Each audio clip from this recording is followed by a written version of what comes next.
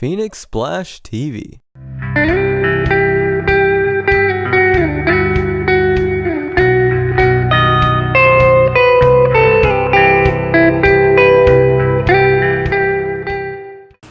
Alright, this is a new series called Phoenix Splash Reacts. So we're going to finally do some reaction videos. Now, first impression videos, I listened to the song about 5 times. So that's why those videos come out like more thought out. So my initial reactions are kind of tougher. So I brought 2 musicians with me. They're the bandmates. This is the drummer, Anthony, and you know him as Chris the Pocket Master. He plays the fiddle. This kind of bass player of the band. It's a gross name. Chris the Pocket Master. Yeah, that's pretty good. We're gonna react to Bees today. This was the runner-up in the first impressions poll. They lost to Boris. They lost to Boris. And Boris hit us with a copyright strike. So the first song we got is Dive, and this will be a live performance. So let's go ahead and take a look.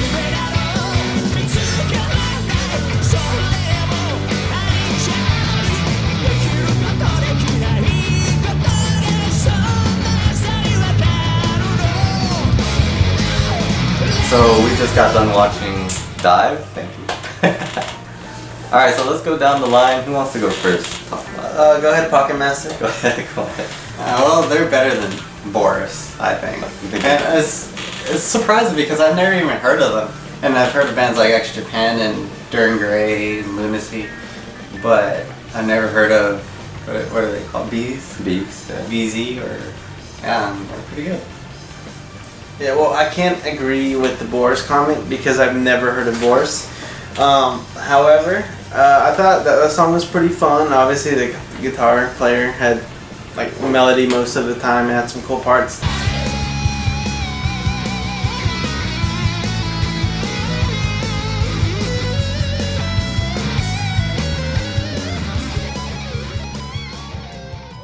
Whatever, were really cool. It was fun, you know. So nothing crazy drum wise, you know. I'm looking for, but I didn't really need it. So it was cool. It was a fun song.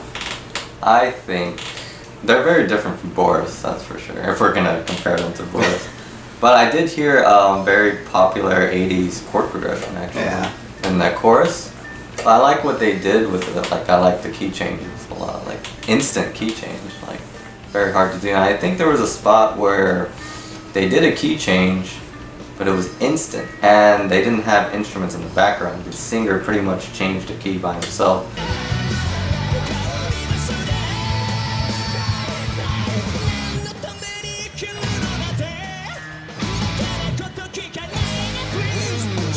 And changed back down. I thought that was pretty crazy. But yeah, that was our first song of Bees, and we're gonna check out some more. Alright, next one, let's do it. Next song.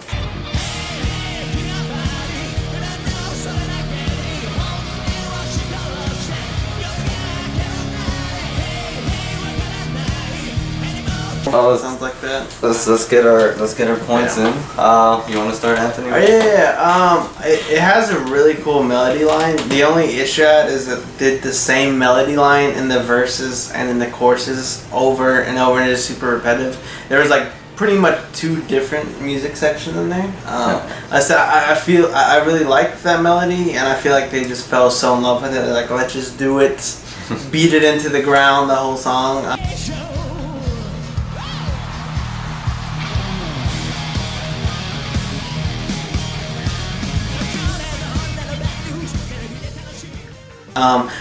Will say that I did like the guitar solos. They were pretty good, fun. But again, it reminds me it's a fun song, you know. But it just after like a minute and a half, 2 minutes, I was like, all right, let's do something new or listen to something different. So, Right. And you know, you say repetitive is like, you know, it gets boring. I like the repetitive nature of it, but you know, that's why my songs are like 2 minutes long. Anyways, it reminds me a lot of the American style music that was from the 80s and 70s. But yeah, it was good. I like the previous song better, to be honest. Alright. Now, what I'm about to say is not going to be very nice, but there's a Zeppelin song that melody, that repetitive melody you talked about. Yeah. There's a Led Zeppelin song that uses something that sounds almost exactly like it.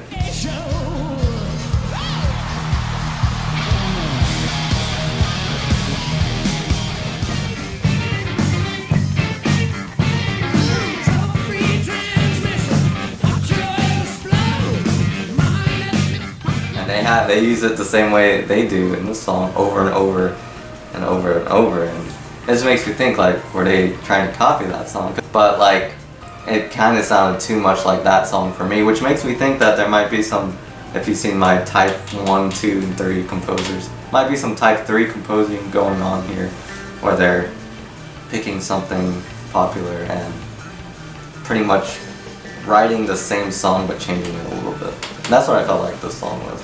But just no Bonham in there. Just sure. no Bonham. Oh, one thing, the vocalist, he's really good. Like, Yeah.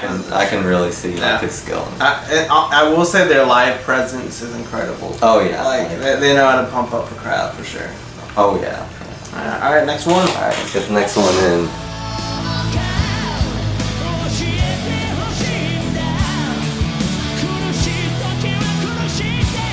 Josh. Alright, so this one, singer stole the show. This is very great vocal performance. There was one awkward part that Anthony will talk about. But there was this really fat, like, he was almost rapping, and it was like really cool.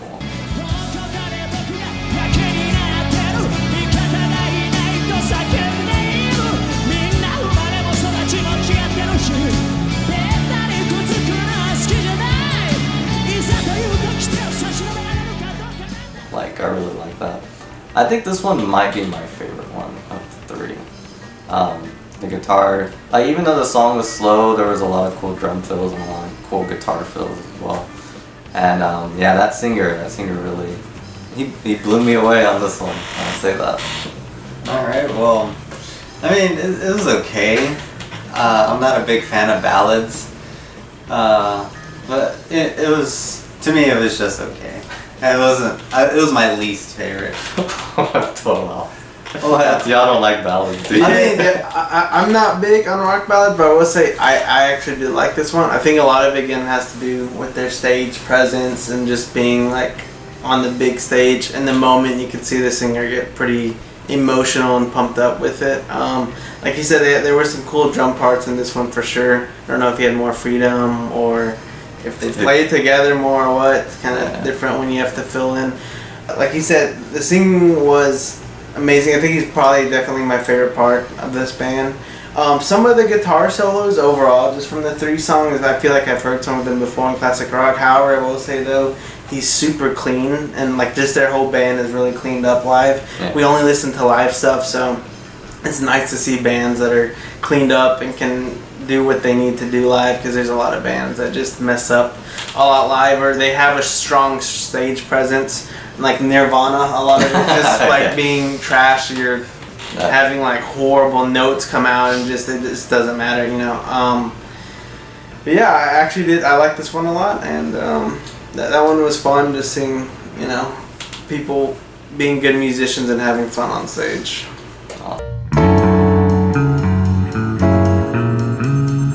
Take so they were in the poll against Boris, and Boris was extremely experimental. I actually think I like Boris more because they take more risks compositionally.